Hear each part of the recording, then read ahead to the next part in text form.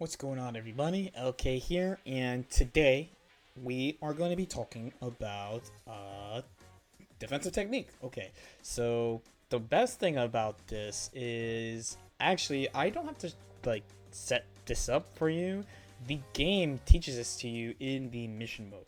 So we're going to be talking about this right here. This is the fuzzy jump. You have definitely heard commentators talking about this, thinking that people are doing it, and this is a technique you can use to kind of hedge your bet against strike throw, which is, at least at this time, still the most popular, most common type of offense strategy that a lot of common characters have. And then not only can you use it in Guilty Gear, but you can basically do this in any fighting game that has a couple of rules. Alright, so if you don't like getting grabbed, you should probably learn this. It's going to make your defense a lot better. So again, it's in the level 5 difficulty, and this is going to tell you to defend the mix-up between a low attack or a throw. You can defend against the two options by continuing to block for a short moment after blocking the first attack before jumping, and then the game limits you from doing stuff, and the option set is like pretty small here. But the nice thing about doing it in this mission mode is I don't have to tell you a recording like I had to do for people in like Dragon Ball and stuff. You can just go into this mission and do it. So I'm going to perform it a couple of times and add a couple of more things to consider about the technique. So professional gamer, by the way.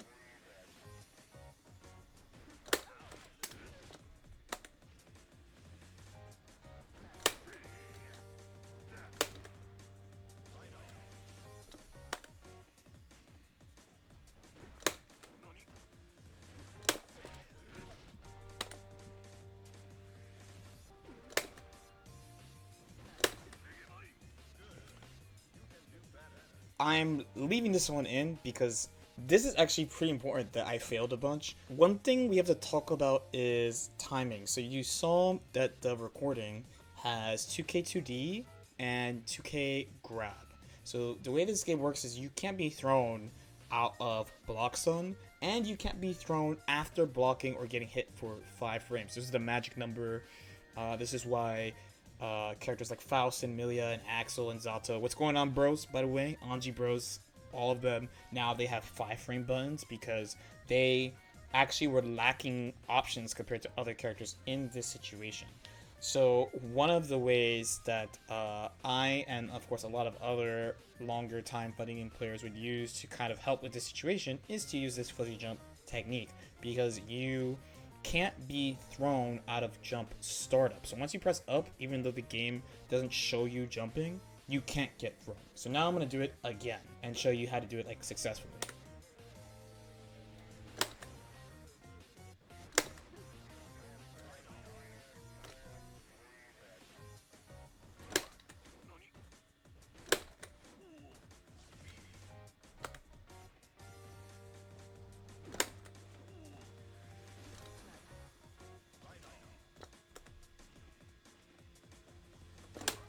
Pain.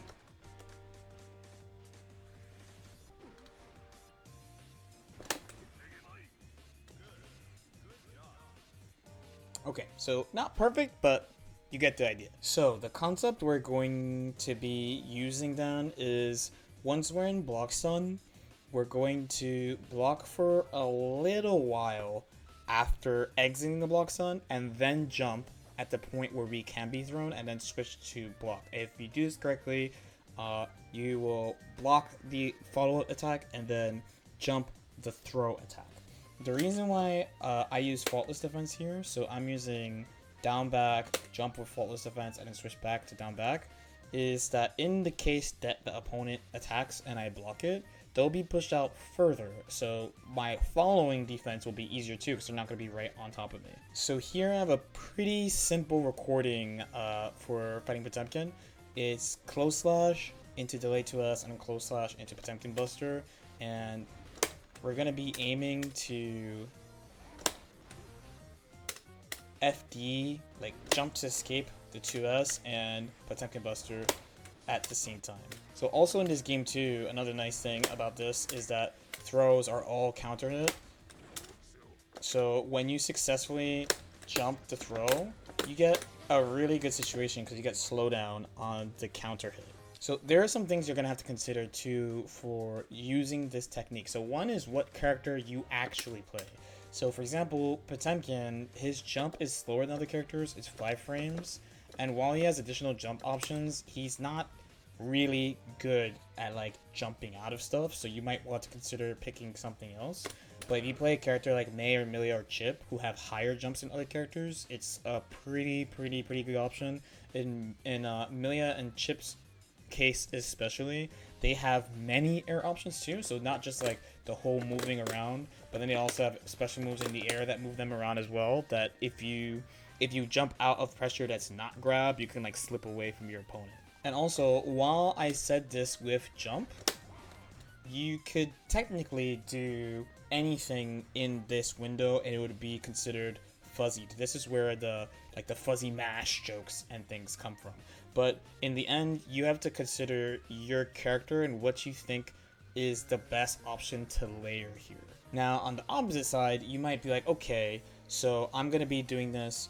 What can I do if I think someone is doing this to me?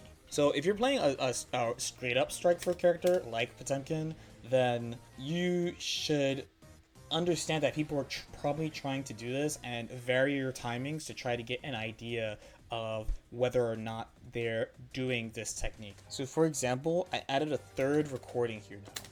So there is a specific one that is here to only hit me for doing fuzzy jump, and it's going to destroy me. So even though I'm still escaping the Potemkin Buster, the timing here after the close slash is wrecking my fuzzy jump timing. You can also choose to hard call fuzzy jumps in various ways. So I have a series of recordings here with Kai to give an example of this. So you have the classic Kai charge stud edge into follow-up pressure. So I have him just doing a button as normal. And then I also have him doing dash throw here. And then I also have him doing his good old flip kick, food rock here, which is going to have the shock state to change the frame advantage. And then I have a curious one here, which is this dashing 2H. So you should be able to put 2 and 2 together for this one, but if you feel like your opponent is using fuzzy jump to try to escape this situation, then one of the things you could do, which will really scare somebody, is to use something that is explicit that you're trying to hard call their fuzzy jump. So looking at these recordings one by one, so first you have the close slash, which is airtight, so nothing's going to happen. Then we have the second recording here, which is the throw, which he has to wait quite a long time in order to get the throw, because he has a lot of frame advantage from the charge stun edge. So we jumped that successfully. Then we have the third recording, which is Food Arc, which actually does a good job in catching the jump, and he has a lot of frame advantage, but it's something you would do anyway. So that's good for like a good spread of options. The last spooky option that I have here is the dashing 2H. So the reason why this is the quote-unquote hard call option should be pretty clear. It's because it is a move that, you know, he has decent cancel options. You have shock state here, but then also it's like aggressively chasing jump, where like the food arc just happens to hit the jump. The 2H, you're really showing your opponent like, man, I think you're going to jump. That's the only reason I would use this move that has these follow-up options. And the last thing I want to touch on is just like the technique in general in fighting games. So because of the way almost, not all, but the majority of fighting games work, this technique and other types of delayed defensive options exist in many fighting games. The effectiveness of them varies somewhat. So like in a game like Street Fighter, this has been around forever, but in Street Fighter you can't block ground moves in the air. So if you do it and the opponent doesn't throw you, you're kind of screwed. And I think at SF5 you just like remove the ability to tech throws while jumping. So there's that.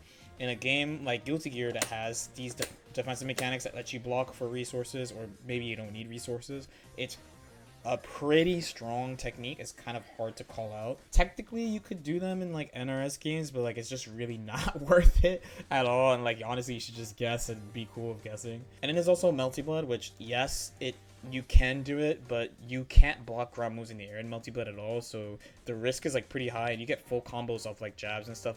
Especially if you're talking about old multi-blood, like Actress again. In current code, you can do it too, but the throws are too fast. So, like, where Guilty Gear throws have like an eternity of recovery. Like, they want you to be able to punish if you jump out successfully. In multi-blood, that's not the case. So you're gonna have to think about the game that you're playing individually as well. All right, that's it for today, though. As usual, if you have any questions or comments, definitely feel free to leave them in the comment section below. Like and subscribe if you guys feel like it, and I'll see y'all next time. Peace out.